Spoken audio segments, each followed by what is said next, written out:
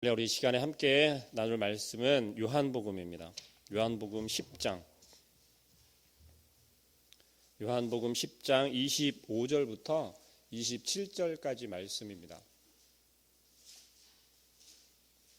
제가 가진 책으로는 신약성경 163페이지에 있습니다. 신약성경 요한복음 10장 25절부터 27절까지 말씀, 우리 다 찾으신 줄 알고 우리 한 목소리로 함께 봉독하도록 하겠습니다. 25절입니다. 예수께서 대답하시되 내가 너희에게 말하였으되 믿지 아니하는도다. 내가 내 아버지의 이름으로 행하는 일들이 나를 증거하는 것이거늘 너희가 내 양이 아니므로 믿지 아니하는도다. 내 양은 내 음성을 들으며 나는 그들을 알며 그들은 나를 따르느니라. 아멘. 말씀을 시작하면서 먼저 한 사람을 제가 소개를 하고 싶습니다. 유명한 사람도 아니고요, 잘 알려진 사람도 아닙니다. 단지 건너서 알게 된 한 중보 기도자이며 현 세대 사람도 아니고 조금 지난 사람인데 이름은 하월스라고 하는 분이었습니다. 이분은 중보기도 기도하는 분이었었는데 아프리카 선교를 하기 위하여서 이렇게 선교 여행을 떠나는 시점이 되었습니다.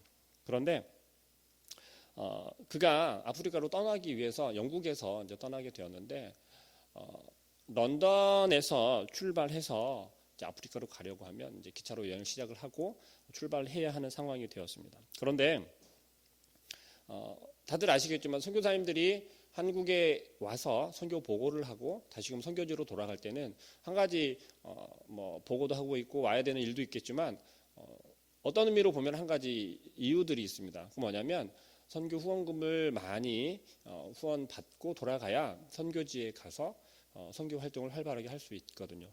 이분 역시 이제 아프리카로 떠나기 위해서 선교 자금을 이렇게 후원받아서 가야 되는데 후원금이 들어와야 되는데 들어오질 않는 것입니다. 이때는 지금처럼 통장으로 계좌이체를 하거나 하는 때가 아니고 우체부가 직접 후원금 봉투를 들고 와서 우편으로 전해 주어야 그걸 전달받고 그걸 가지고 이제 선교 여행을 떠나던 그러한 시절이었습니다. 그런데 우체부가 오늘 올 시간에 왔다 가는데 후원금이 오질 않았던 것입니다. 출발은 내일 해야 되는데 그래서 이분은 걱정을 하고 있었으나 담대한 믿음을 가지고 있었기에 내일 출발하기 전에 분명히 하나님께서 해결해 주실 거다라고 하는 확신을 가지고 그 다음 날 드디어 기차역으로 갔습니다. 떠날 시간이 다 되었는데도 불구하고 아무런 일도 일어나지 않았습니다. 어떤 일이요?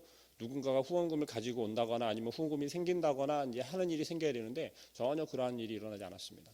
주머니에는 고작 해야 10실링, 영국 돈이겠죠. 10실링밖에 없었던 거예요. 한 30kg 정도, 20kg 정도 그 정도 티켓을 구할 수 있는 돈이었던 것 같아요. 그걸 가지고 고민을 하다가 담대한 믿음을 가지고 그래 이걸 가지고 갈 수 있는 데까지 일단 가자라고 마음을 먹었어요. 선교 여행을 떠날 때 보면 우리나라 지금 같은 경우는 아는 사람들 지인들끼리나 공항에 가서 배웅을 하거나 여기 가서 배웅을 하거나 하잖아요. 그런데 이때 당시 이렇게 좀 이야기들을 전해 들어보면 많은 사람들이 이렇게 환송을 하는 그러한 것들이 보통 보편적이었었던 것 같아요. 그래서 이분이 떠나는 길을 계속해서 배웅해서 따라오는 사람들이 무리들이 있었던 거죠. 그런데 이 사람들에게 말을 할 수가 없었던 거예요. 어떤 말을요? 떠나야 되는데 아프리카로 가야 되는데 거기까지 갈 여비가 없다는 말을 할 수가 없었던 거예요. 왜요? 당신은 기도하는 사람이었고 하나님께 구하면 구하는 대로 족족이 다 응답받았던 그리고 그러한 설교를 했던 분이었기 때문에 도저히 그들 앞에서 우리가 후원금을 받기로 했었는데 후원금을 받지 못해서 지금 곤란한 상황입니다라는 말을 할 수가 없었던 거예요. 근데 마음 가운데는 계속해서 그러한 불안한 마음이 생겼습니다. 그래서 이제 다음 역에 가서 어떠한 상황이 되면 하나님께서 해결해 주시겠지라고 하는 담대한 믿음을 가지고 갔던 그 역에 도착을 해서 이제 표를 다시 끊어야 되는 상황이 되었어요. 그런데 여전히 마음 가운데 불안한 마음이 있는 거예요. 우리들 그러지 않습니까? 기도를 하고 있으면서도 이루어질까? 과연 될까? 전혀 어떤 조짐이 보이질 않는 거죠. 우리가 기도하는 것에 대해서 무언가 이루어질 것 같은 실마리라도 보이면 그 실마리를 따라서 이루어 주시겠구나라고 하는 확신을 우리는 같지 않습니까? 그런데 전혀 그러한 일들이 일어나지 않는 것이었습니다. 여전히 그 마음속에는 이러한 마음이 있었어요. 너는 강단에서 설교할 때는 기도하면 뭐든지 다 응답받고 이루어진다라고 하면서 너 봐라. 너 지금 당장 가야 되는데 그러지 못하지 않느냐라고 하는 마음 가운데 다툼이 시작되었다라고 합니다. 그럴 때 이것이 사탄이 주는 마음이다라는 것을 간파하고 담대하게 대답했다라는 거예요. 모세가 홍해를 건너갈 때도 그랬고, 앞에는 홍해가 있고 뒤에는 애굽 군사들이 쫓아오고 있는 그 상황 가운데서도 담대하게 모세는 이스라엘 백성들을 이끌고 홍해를 건너갔잖아요. 그 믿음을 생각하면서 이분 역시 그렇게 마음 가운데로 다짐했다고 합니다. 그 하나님께서 지금 나와도 함께 해주실 것이고 분명히 이루어 주실 거라는 확신을 갖게 되었대요. 그래서 앞에 매표소에서 표를 끊으려고 줄을 섰는데 그런 마음이 좀 들더랍니다. 그러니까 하나님께서 너 만약에 돈 있으면 지금 뭐 할래? 라고 하는 마음이 들더래요.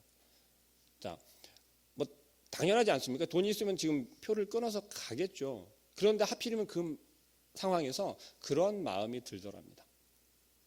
근데 하나의 망설임도 없이 흐트러짐이 없이 돈이 만약에 생긴다면, 주어진다면, 있다면 저는 바로 가서 표를 끊어서 가겠습니다라는 마음의 고백을 했대요.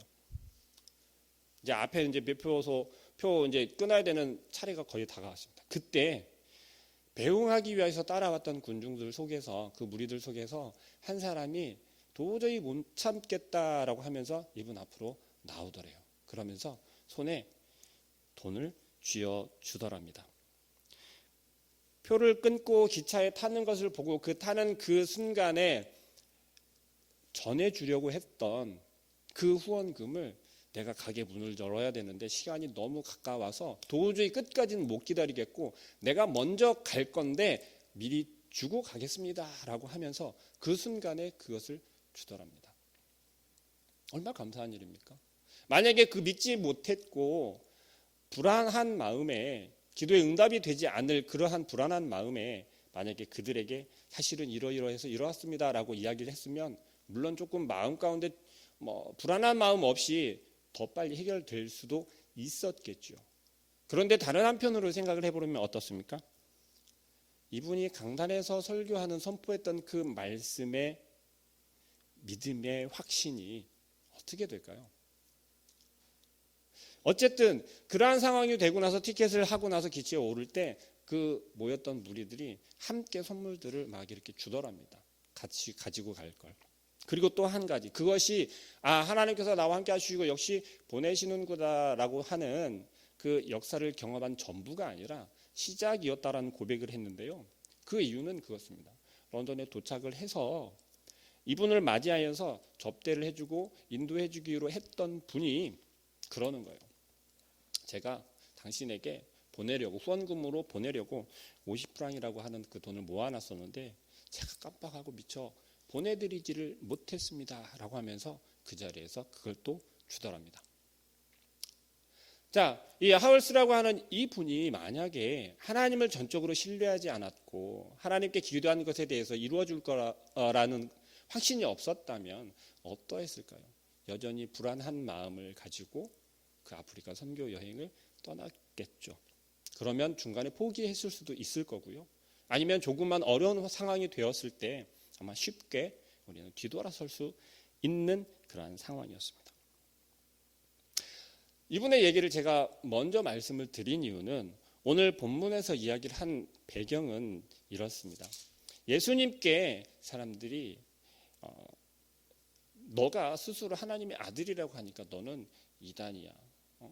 그러면서 유대교 율법을 흐트러뜨리고 예수 그리스도께서 말씀하신 그 말씀에 대해서 단죄를 걸고 계속해서 지금 상황은 예수님을 돌로 쳐서 죽이려고 하는 그러한 급박한 상황이었어요.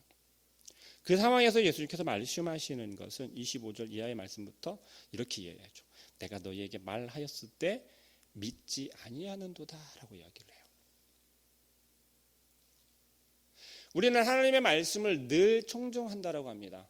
갈급해하고 우리에게 말씀해 주시기를 구하고 우리가 하나님 나에게 말씀해 주십시오. 그 말씀이 내 말씀인 줄 알고 내가 받겠습니다. 내가 받아 먹겠습니다. 순종하겠습니다. 라고 말은 하는데요. 우리가 신앙생활 처음 시작을 하고 예수님을 인격적으로 만나고 경험했던 그때를 한번 돌이켜 보시길 바랍니다. 그때는 어땠나요? 하나님 말씀이면 무조건 맞아, 오라, 그렇게 해야 해. 다른 딴지를 걸거나 다른 생각을 하지 않았다라는 거죠. 그런데 어느 순간에는 이렇게 된다는 거예요.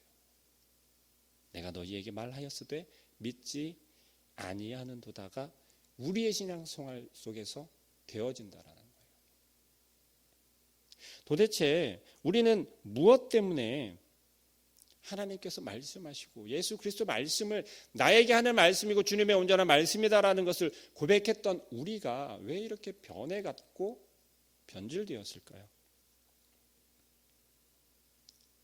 우리가 항상 하나님께서 말씀하시는 그 음성에 귀를 기울인다라고는 하는데요.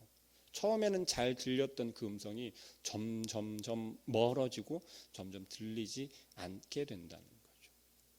도대체 이유가 뭘까요? 그래도 우리가 그 운동으로 하자면, 운동과 비교하면 좀 그렇긴 합니다만, 운동을 하자면 우리가 볼링을 친다라고 하면 볼링 구력이 적어도 10년 이상 되면 웬만한 그 센터를 가서 치더라도 기본 실력이 나오거든요. 자, 그러면 우리는 적어도 신앙생활을 겨우 10년밖에 안 했습니까? 물론 이제 시작하신 분들도 계시니까 또 그렇긴 하지만 그래도 교회에서 뿌리를 내리고 뿌리를 받고 몇 대가 이렇게 신앙생활을 한다라고 한 우리들에게 신앙의 구력을 만약에 굳이 이야기를 한다면 그 구력들 속에서 우리가 하나님의 음성이 점점 들리지 않는 이유가 무엇냐는 거죠. 우리 오늘 이 시간에도 하나님의 음성을 구하면서 나오지 않았습니까? 하나님 나에게 말씀하여 주십시오. 자, 그런데 우리가 하나님의 음성을 듣기를 원하는 그 이유가 무엇인지에 대해서 생각한다면 아마 문제는 쉽게 해결될 것입니다. 우리가 주 앞에 기도한다고 하면서 기도할 때 어떤 기도들을 많이 하시나요? 하나님의 뜻대로 되기를 원합니다가 많은가요? 아니면 하나님 이루어 주십시오가 많은가요? 자, 하나님 제가 드리겠습니다라고 하는 기도가 많은가요? 아니면 하나님 주십시오라고 하는 기도가 많은가요? 우리는 이게 좀 심각하게 고민해 보아야 할 것입니다.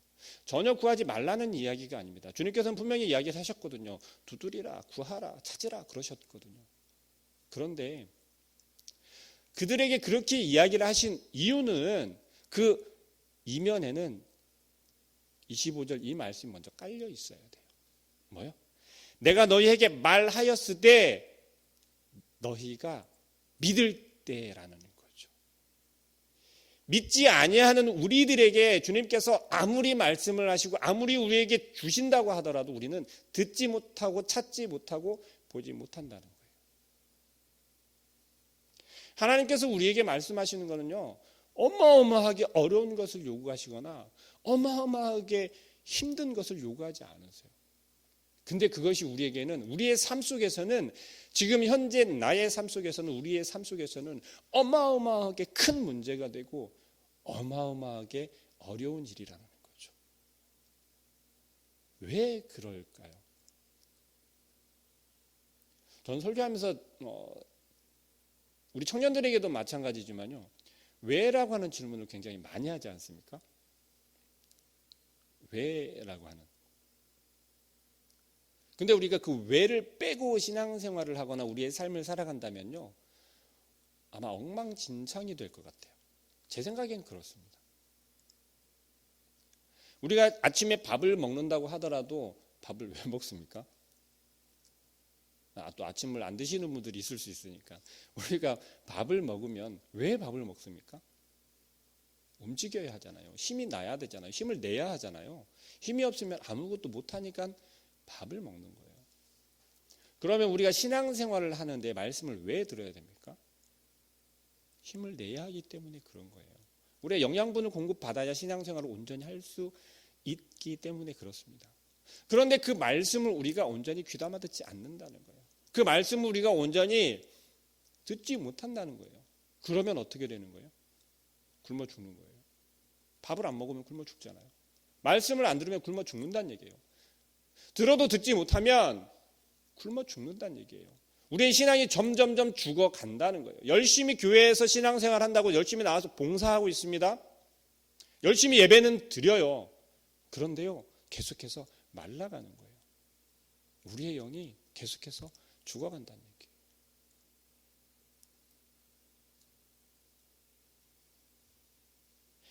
하나님께서 우리에게 요구하시는 건 단 한 가지라는 거예요. 태초에 하나님께서 창조하시고 천지를 만물을 창조하시고 아담과 하와를 지으셨을 때 그때부터 우리 인간들에게 요구하셨던 건 단 한 가지. 순종이에요. 순종.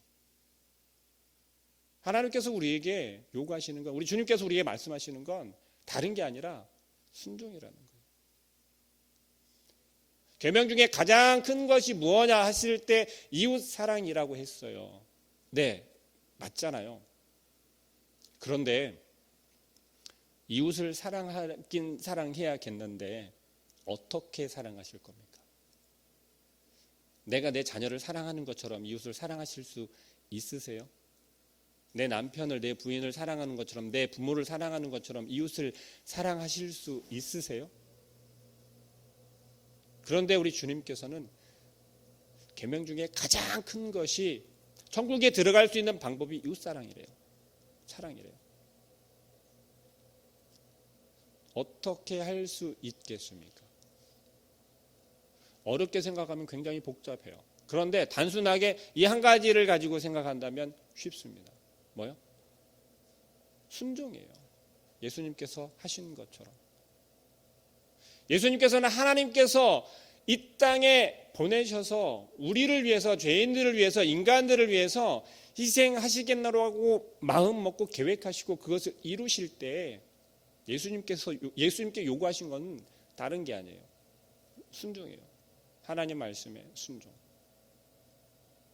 십자가에 달리셔서 죽으시기 바로 그 직전에도 하나님께 부르짖었을 때도 예수님께서 하신 것은 순종이었어요. 근데 우리는 순종을 오해하고 있다는 거죠. 지난주에 우리 청년들하고도 이 순종에 대해서 잠깐 나누긴 했어요. 그때 한 이야기는 그렇습니다. 우리가 순종을 오해한다는 거죠. 온전한 순종은요, 나의 모든 것이에요. 모든 것. 우리 남자들 사이에서 좀 이렇게 논다고 하는 그런 친구들 사이에서 그런 얘기를 많이 하거든요. 너와 나는 뼛속까지 의리 하면서 막 그러거든요. 그런데 하나님께 순종하는 건 역시 그렇다는 거예요. 하나님을 알지 못하는 세상 사람들도 그들의 의의를 지키기 위해서 뼛속까지, 목숨까지 그들은 내걸고 의리를 지켜요. 우리는 그러한 맥락에서의 순종을 생각하곤 합니다. 하나님께서 요구하시는, 주님께서 원하시는 순종이란 단순해요. 내가 말한 것을 너희는 지켜, 믿고 지켜 행하기만 하면 된다는 거예요. 따르기만 하면 된다는 거예요. 좌우 사방 볼 거 없이, 물불 가릴 거 없이 내가 말한 것을 그저 지켜 따르기만 하면 된다는 거예요. 내 온 몸과 마음과 정성을 다해서 그것을 따르는 걸 순종이다라고 이야기를 해요. 그런데 25절에서 이야기를 한 것처럼 우리가 주님께서 말씀하셨는데 그걸 믿지 못해요. 그렇기 때문에 온전한 순종이 나오지 못한다는 거죠. 그랬을 때 어떤 문제가 생기냐면요, 26절에 이야기를 해요. 너희가 내 양이 아님으로 믿지 아니하는도다라고 이야기를 하는 거예요. 주님의 말씀하셨을 때 그 말씀을 믿지 않으면, 듣지 않으면 주님의 양이 아니라는 거예요. 너무 쉬운 논리 아닌가요? 내 자녀가 다른 사람의 말을, 다른 부모의 말을 듣습니까? 안 듣습니까? 안 들어요. 듣는 것처럼 하긴 하지만 정말 안 듣는다니까요. 그래도 제 부모가 이야기를 했을 때 말을 듣지 다른 사람이 이야기를 해서는 듣질 않아요. 우리는 하나님의 자녀라고 고백하잖아요. 우리는 하나님의 자녀가 되었다라고 고백하잖아요. 하나님의 자녀로 살겠다라고 고백했잖아요. 그러면 하나님의 말씀을 듣는 건 너무나도 당연한 거예요. 그 말씀을 믿고 그렇게 살아가는 게 당연한 거라는 거예요. 그게 순종이라는 거예요. 근데 우리는 어떻습니까? 안 들어요. 하나님께서 말씀하셨다라고 하는 이 말씀조차도 보질 않아요. 주님께서 말씀하시는 그 말씀을 우리가 우리 마음 가운데 새기겠노라고 고백해 놓고도 그때뿐이라는 거죠. 그렇게 되었을 때 주님께서 이렇게 이야기하신다는 거죠. 내 말을 믿지 않으면, 듣지 않으면 내 양이 아니라는 거예요. 내 양이 아니기 때문에 내 말을 듣지 않는다라는 거예요. 그리고 17절에 이야기하잖아요. 내 양은 내 음성을 들으며 나는 그들을 알며 그들을 나를 따르느니라 라고 이야기를 해요.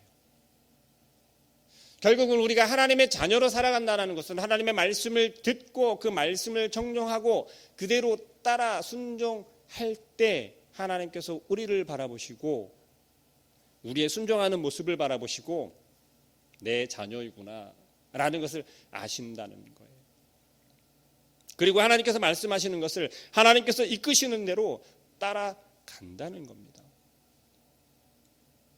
자, 우리는 왜 이렇게 못 살까요? 왜 하나님 말씀대로 살지 못할까요? 계속해서 다루고 있는 우리 청년들 같으면 따라하라고 하겠는데요. 자기 깨부수기입니다. 자기 깨부수기. 나를 깨부수는 거예요. 신앙생활이라고 하는 것은요, 철저하게 하나님 말씀대로 따라 살아가기 위해서 철저하게 나를 깨부수기예요. 주님께서 십자가에 죽으시고 부활하신 그 보혈의 피를 인하여서 또 그것을 믿는 믿음을 인하여서 우리가 계속해서 새로 태어나고 거듭나잖아요. 근데 계속해서 거듭나는 이유가 뭐예요? 한번 거듭났으면 됐지 또 거듭나야 되고 계속해서 거듭나야 되고 계속해서 나를 죽여야 하는 이유가 뭐예요? 자기 깨부수기예요. 이유는 단 하나, 하나님 말씀대로 순종하며 살기 위해서. 그런데 우리는 하나님 말씀대로 따라 사는 것이 무엇 때문에 하나님 말씀대로 따라 살려고 그래요? 우리 속이지 말고 솔직하게 대답할게요. 복 받기 위해서 그러잖아요. 이 땅에서 잘 살기 위해서, 편안하게 살기 위해서, 떵떵거리면서 살기 위해서, 이 세상에서, 이 땅에서. 그리고 누구보다도 나는 교회 다니고 있고 하나님을 믿는 사람이니까 믿지 않는 세상 사람들 너희보다 내가 잘 살아, 나는 평안해, 나는 행복해 라는 걸 보여주고 싶잖아요. 과연 하나님께서 요구하시는 게 그거일까요? 하나님께서 하나님의 자녀로 살아가기를 원하시는 것이 그런 모양일까요? 그렇지는 않다는 거예요. 하나님께서 요구하시는 건 세상 사람들에게 나타나기 위해서가 아니라 하나님의 말씀대로 얼마나 순종하며 살아가느냐예요. 그러면 세상에서 내 이름이 나타나고 우리의 가족이 나를 통한 내 지경 가운데 있는 사람들이 평안해지고 복을 받는 것은요, 그냥 덤으로 따라온다라는 거예요. 근데 우리는 그 덤으로 따라오는 것에 더 마음을 뺏겨요. 더 집중한다는 거죠. 온전히 하나님의 음성을 듣는 자가 하나님의 말씀대로 순종할 수 있다는 것입니다. 더욱이 하나님의 말씀을 따라 순종하는 사람들에게는 따라오는 것이 있어요. 처음에 제가 예화로 들었던 그 하월스 그 선교사님에게도 그런 마음이 들어왔다 그러잖아요. 넌 안 돼. 봐봐, 안 되잖아. 하나님의 말씀을 듣고 우리는 순종하면서 계속해서 한 발자국 한 발자국 나아갑니다. 우리의 삶을 살아가요. 그런데 정말 공교롭게도 정말 신앙이 좋다, 신앙생활 바르게 하고 있다라고 하는 분들의 삶을 보면, 그 현장을 보면 녹록하지가 않아요. 넉넉하지가 않아요. 물론 다 그런 건 아닙니다. 유독 그러한 분들이 좀 많다는 거예요. 왜 그럴까요? 그들 가운데는요, 엄청난 시험거리들이 많습니다. 제일 먼저가 이거예요. 내가 신앙생활을 정말 열심히 하고 하나님 말씀만 붙잡고 살고 있는데 이렇게 일이 계속 잘 안 풀리는 거예요. 근데 일이 풀리는 것도 좀 확 풀리면 좋은데 왜 그런 거 있잖아요. 겨울에 수도꼭지 얼면 똑똑똑 떨어지는 것처럼 겨우겨우 계속 그렇게 되어진다는 거죠. 그 속에서 우리는 실망할 수 있을까요? 없을까요? 충분히 실망할 수 있다는 거예요. 스스로 실망하지 않는다 하더라도 주변에 있는 사람들로 인해서 우리는 실망, 좌절할 수 있어요. 왜요? 야, 너 저렇게 신앙생활 교회 열심히 쫓아다니더니 겨우 그 정도이냐. 근데 우리가 분명히 알 것은요, 하나님께서 우리에게 요구하시는 것은 그게 아니에요. 우리에게 늘 시험거리를 주시는 게 좀 야속하긴 하지만 하나님의 방법이라는 거예요. 하나님의 계획이라는 거예요. 우리를 끊임없이 계속해서 단련시키고 그 연단의 연단을 거듭하면서 우리가 단단해졌을 때 그 무엇이 우리에게 다가와서 우리를 깨부수려 하더라도 당당히 맞서고 버텨낼 수 있는 그러한 믿음이 될 때까지 우리를 계속해서 연단시키신다는 거예요. 흔히 이런 이야기 할 때는 예수님께서 시험 받으신 그 이야기를 많이 하잖아요. 네. 저도 가끔 그 이야기를 합니다. 그런데 시험을 당하는 그때와 우리 청년들이 좀 이렇게 마음 아프긴 하지만 좀 이해를 잘 하지 못하고 그러한 부분들 중에 하나가 이건 것 같아요. 아니 이왕에 주실 거면 그냥 확 주고 해도 되지 않냐. 난 모르겠다. 하나님 하시는 일에 대해서 이해할 수 없는 거예요. 이해가 잘 되지 않는 거예요. 지금 21세기를 살아가는 지금 청년들, 이제 그 밑세대가 되겠죠. 주일학교, 유초등부, 중고등부 이 친구들한테는요 합리적이지가 않아요. 우리 이제 기성세대 신앙인들은 그래도 안단 말이에요. 맞아, 그게 하나님의 계획이고 하나님의 일하시는 방법이라는 것을 우리는 알고 있거든요. 그래서 잃어버렸다라가도 다시 한번 돌이키면 다시 한번 이렇게 듣게 되면 깨우치게 돼요. 다시 한번 그리고 돌이키게 되고 다시 되돌아가게 된다는 거예요. 그러나 지금 기성세대, 지금 현재 청소년들은 그렇지가 않아요. 지금의 청소년들은 굉장히 이해가 되어야 돼요. 합리적으로 그것이 이해가 되어야 돼요. 설명이 되어야 돼요. 그러지 않으면 잘 이해하지 못합니다. 그런 속에서 하나님께서 우리에게 말씀하시는 건 그래도 여전히 순종하라는 거예요. 그럴 때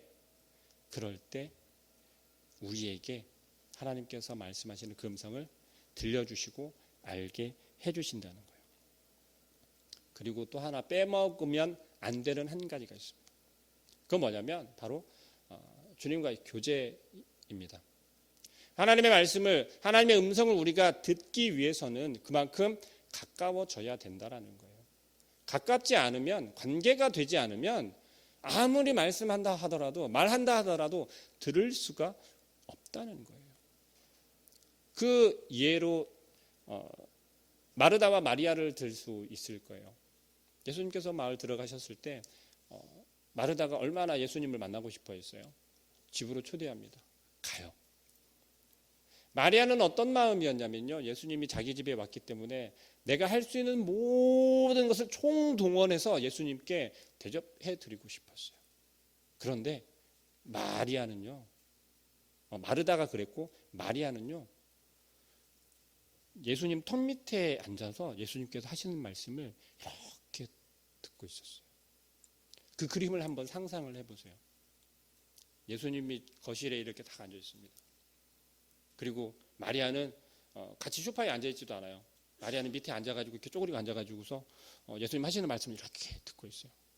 무슨 말씀하실까? 근데 마르다는 주방에서 분주해요. 막 정신없어요. 막 무슨 얘기를 하든지 그런 거는 관심도 없어요. 막 내가 빨리 맛있는 거 좋은 거 막 준비해서 예수님 대접해야 되는데. 자, 여러분들 그 장면을 만약에 상상하셨다면 어떤 생각이 드시나요? 정답은 알고 있잖아요. 마리아가 잘 했다라고 하는 것, 마리아가 해야 된다라는 것. 어디에 집중하느냐를 우리는 잘 아셔야 돼요. 마르다의 마음 가운데도 예수님을 온전히 영접하고 대접하고 싶은 마음이 있었기 때문에 그렇게 했던 거예요. 그런데 보다 더 중요한 게 무엇이냐는 거예요. 보다 더 중요한 것이. 예수님께서 그 집에 들어가셨던 것은요, 그들과 함께 하기 위해서 그들이 초청에 응하셨던 건요, 그들과 교제하기 위해서였어요. 교제라는 게 무엇입니까? 말하고 듣고 말하고 듣고 나누는 게 교제잖아요. 예수님께서는 그 가운데서 예수님께서 전하고 싶은 이야기를 전하고 들려주고 또 듣고 위로하고 그러한 나눔을 원했던 거예요. 마리아는 그걸 알았어요. 아, 예수님께서 세상에 한번 얼굴 볼까 말까 그런 예수님께서 우리 집에 왔어요. 그러면 한순간이라도 더 예수님의 얼굴을 보고 싶지 않겠어요? 한마디라도 더 예수님께서 하시는 말씀을 듣기를 원하지 않겠어요? 근데 마르다는 그게 아니었어요. 그러면 그 마음들을 한번 생각해 볼까요? 마리아와 마르다의 마음을요. 마리아는 온전한 마음으로 주님 내게 말씀하여 주십시오. 주님, 제가 주님과 좀 더 가까운 사이가 되었으면 좋겠어요 라고 하는 마음 때문에 주님과 가까이 더 다가갔을 거예요. 마르다는 그러면 동일한 마음이 아니었을까요? 성경에서 표현하고 있는 표현의 말로는 그래요. 마르다는 내가 할 수 있는 것, 내가 이렇게 예수님을 섬겼어, 내가 예수님께 이렇게 대접했어, 내가 할 수 있는 이 멋진 것들을 예수님께 해드렸어. 우리의 모습이에요. 우리의 모습. 우리가 주일날 예배 나와서 예배하는 그 시간에도 마찬가지예요. 교회 일에 대해서 우리가 섬기고 봉사한다라고 할 때도 마찬가지예요. 저 역시 한때 그런 적이 있었기 때문에 찬양단을 이끌으면서 찬양하면서 그런 생각이 있었어요. 우리가 이 정도 실력이면 제가 한참 젊을 때는 전주에서 그래도 좀 제법 잘 나갔었거든요. 손가락 이렇게 이 가운데 이렇게 꼽힐 정도였었어요. 그런 생각이 있었어요. 우리가 왕년에 그렇게 했었는데, 예전에 그렇게 했었는데 그런 생각이 떠나지를 않는 거예요. 주님을 찬양하는 것이 아니라 노래한 거잖아요. 그렇게 되면 안 된다는 거예요. 우리가 봉사하고 헌신하지만 그게 내가 이렇게 했어, 봉사했다고 헌신했다라고는 하지만 내가 이 일을 했어, 내가 한 게 이거야, 내가 이만큼 감당하고 있어, 결국 자기 깨부수기가 아니라 자기 나타내기잖아요.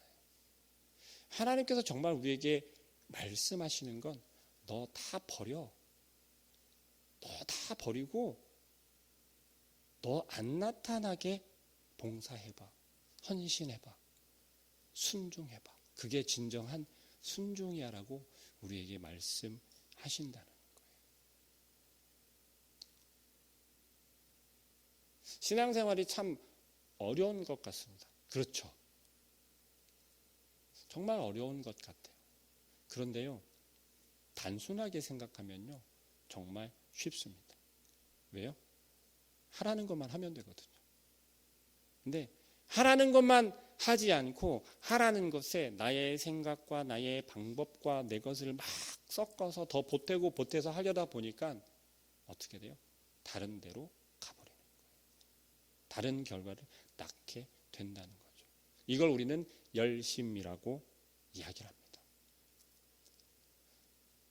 예배하는 데서도요, 봉사하는 데서도요, 열심 필요합니다.